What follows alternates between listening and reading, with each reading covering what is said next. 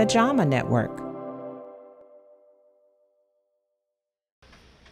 These days, you can hardly keep up with Lenora Essick, but it wasn't always that way. When I first started the study and I found out I was going to have to walk, I about had a panic attack. I was like, this is really not going to work for me. She could barely do 4 laps without struggling for breath, but not now. My last time around, I was up to 32 laps. Lenora has an increasingly common type of heart failure. Although her heart pumps normally, it doesn't fill with enough blood because the lower chamber of the heart is too stiff. This form of heart failure is the most common one in America.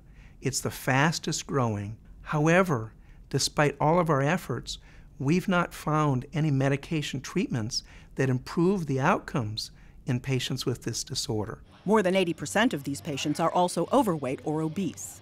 About 5 years ago, we tested exercise for these patients and found that it improved their main symptom, which is exercise intolerance, or shortness of breath and fatigue with physical exertion. Dr. Delane Kitzman from the Wake Forest School of Medicine and co-authors studied whether weight loss and exercise might help symptoms in a group of 100 patients with this form of heart failure.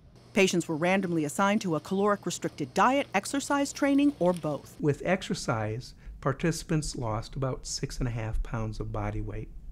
With diet, they lost more than twice as much. When we put diet and exercise together, they lost 22 pounds. The study appears in JAMA, Journal of the American Medical Association. Dr. Kitzman says patients who were in the combination group also saw the most improvement in physical symptoms. With a significant improvement in exercise tolerance with diet alone and with exercise alone. But when you added them together, you had a large improvement in exercise tolerance. After 12 weeks of diet and exercise, Lenora is down 15.5 pounds. I feel good all the time, and to me that's really important. My family's really, really active, and I don't want to be the one on the sidelines anymore.